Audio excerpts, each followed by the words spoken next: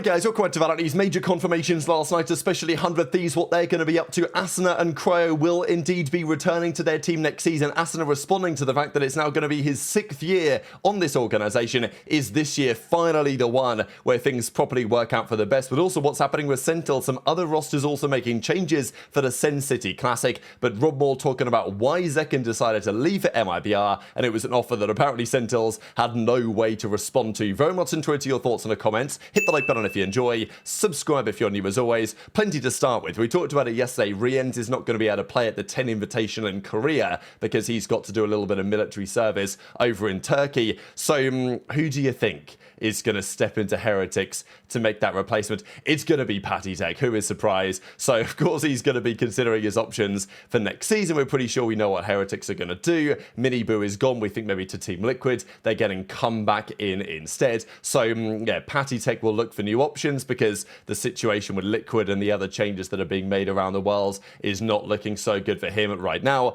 There's also rumours that Philo is going to end up on Na'Vi. So what are Na'Vi cooking? Again, for many of these organisations, this is a critical year. For the ones that are the real, I mean, look, Na'Vi are a big name, obviously. But over the last couple of years, they've been okay, but nothing, radically impressive. But Angel is now the coach of that team. He's stepped away from playing, of course. I actually like what they're doing with their roster here with Filu, Ruxic, Hero, and Shao to start things off. But we'll see. I think my point is on many of these orgs, they need to have a pretty good year, really, because partnerships are getting renewed in 2027.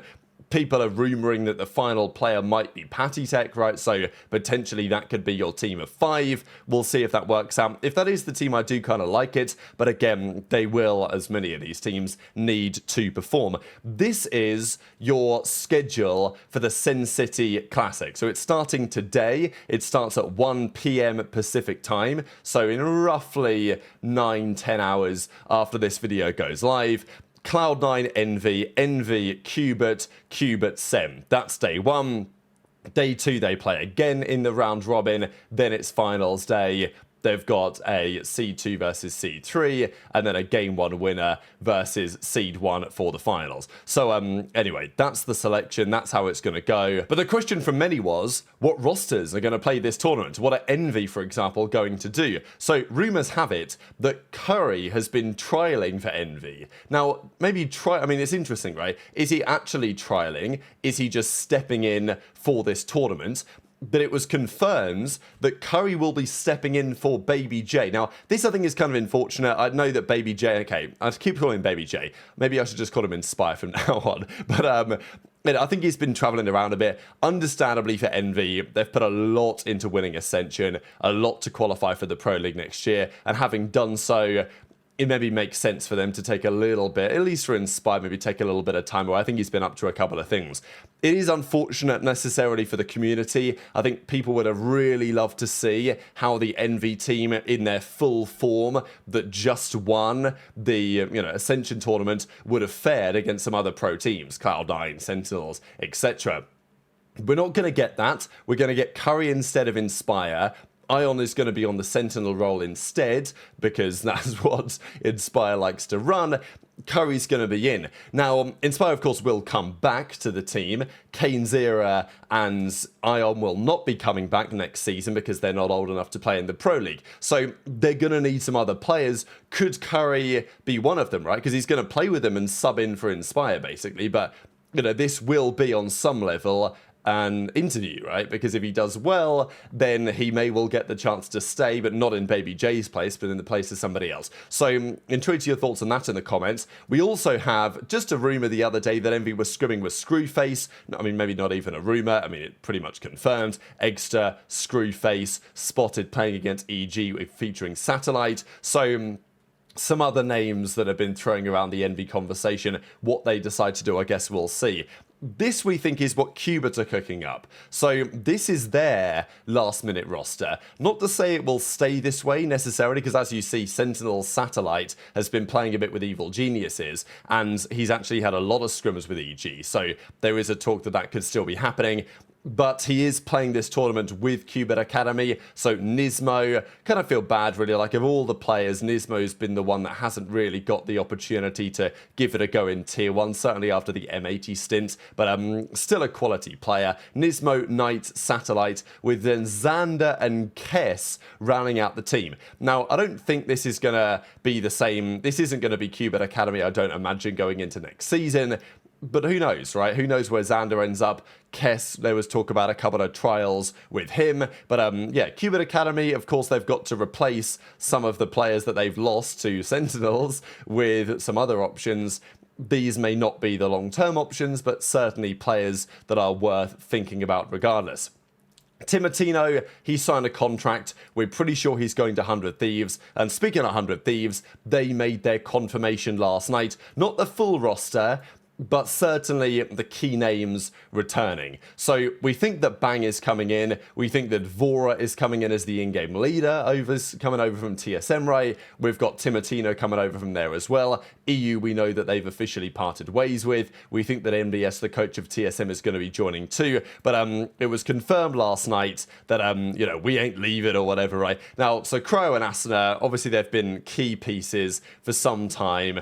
Cryo, they were never going to get rid of Cryo, right? Like, they wouldn't have made any sense that they would actually part ways with him.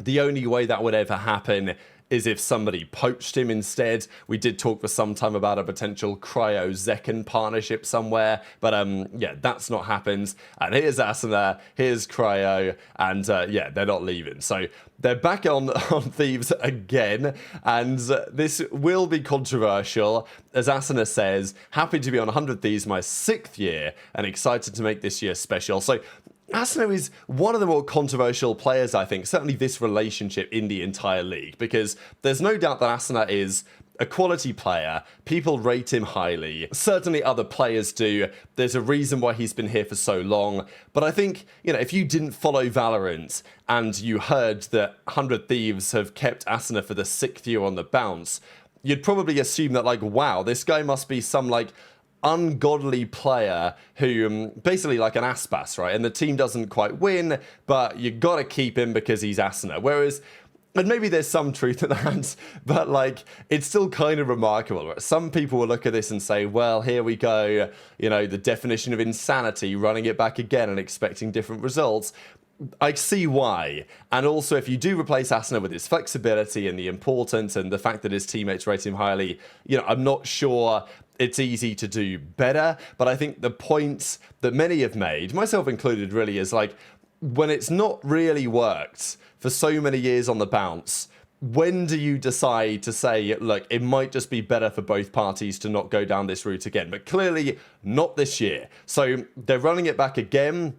Asuna returns to the team, Cryo returns to the team, Bang returns to the team, we believe, after a year out on Sentinels, and then Vora as the IGL, and Timotino rounding out the roster. So it is crazy, right? I mean, I saw this on the Reddit here. Asuna will be playing under his 6th different head coach on the team, with his 23rd teammate. So you run it back in the day, Dicey, Nitro, Hiko, Steel, Silent Sue, I think subbed in briefly for Nitro back in the day, Ethan, Boy, right? I mean, wow, we're going back. Eccles, Baby J, Bang, JC Stardy, Jovi, Will, Stella, Derek, Cryo, EU, and then, of course, the more recent teammates in Nature, Boostio, Xander, Kess, and then Vora and Timotino, we believe. So, you know, of course, subs included at least one match with Asuna, but, you know, that is a remarkable time frame, and, you know, look, there's going to be a 6th year of this. Will there be a 7th if it doesn't work? I guess we'll see on that one. We also, though, got to talk about Sentinels. So it's been confirmed that Caillou has a 2028 contract. We know that Rob Moore said this, that the players are going to be signed very long term. But that is officially on the database now. So, yeah, Sentinels are committing to their players, there's no doubt. The other thing that Rob Moore was talking about, though, is about Zekken, because I know that many Sentinels fans, you know, whatever 100 Thieves fans are thinking about their new roster. I'm not gonna lie, I kind of like the 100 Thieves roster, right? Okay, I have my questions on the Asuna decision-making. But I do think that Asuna, Cryo, Bang, Timotino, Vora is actually a really nice team, and I'm excited to see them play. Are they going to win anything? I'm not so convinced. The same question, I think, is being asked by Sentinels fans. They're looking at their new roster and saying, we lost Zekken. have we got a real good replacement there? They've obviously promoted a couple of guys in their academy. Caillou is coming in as their IGL. Gen.G is to stay. They've let go of Bang, as we know. Redux is coming in. Zelsis is gone. And then they've got, well, Gen.G, Caillou, Redux, Narrate, and then Cortesia rounding out the lineup. And look, they brought in Cortesia. That's a good pickup for sure, but losing Zekken is tough, right? And ideally they would not want to have allowed that to happen, but they didn't really have too much of a choice. Zekken was out of contract, he was able to explore other options, and Rodmore said on Plat Chat that during the process of trying to renew, Zekken sent me a message that said that MRBR had made an irresistible offer. Now look, is that offer just, we have Aspas? It's a pretty good offer, right? But I imagine it was more than that, and Rodmore says, look, I said that I'd heard that offer, what that amounted to, and agreed that it was irresistible. There was a similar thing in Call of Duty, actually, this offseason with FaZe. They were trying to keep hold of a player called Celium, but he had an offer from the Falcons, right, that was described by both parties as just irresistible, and the FaZe guys were like, you know what, fair play, like, you gotta take that offer, it would be stupid not to. So yeah, reportedly MIBR, I mean, the values no longer scare MIBR. They just pay the bag and they get the players that they want to get. And it's interesting because, you know, Sentinels are a strong organization for sure, but whatever they'd offered Zekken from MRBR, Sen had no way to properly counter that offer. Had they have done, would Zekken have stayed? Quite possibly, but also playing with Aspas is also tempting as well. So yeah, effectively, MIBR came along with the money bags and decided they were going to get Zekken, and Sentinels had no real proper way to have a right of reply. So intrigued your thoughts on that in the comments. The other few things to mention, we got some scrim bucks. So Sen were playing a scrim against SR Black, Shopify Rebellion Black. They're up 7-0. We see Kaplan, Redux, Gen.G, Caillou in this one. We had Vitality playing Liquid as well. Pretty interesting to see what's going to happen next there. Sayonara, Minibo on the other side of things. Durka was in the replies. We also had this from Zeta Division, playing with a number of new players, such as Honey Bunny, Sugar Zero, etc. So we'll see what Zeta decide to do. Some rumours about their team over the last few days. And just a couple of quick ones on G2, because I'm still intrigued to hear your speculation on who you think G2's fifth is going to be. The key rumour is that there's no Gen.G anymore. Leaf, Trent, Valin, Jorgamo with their coach Josh RT.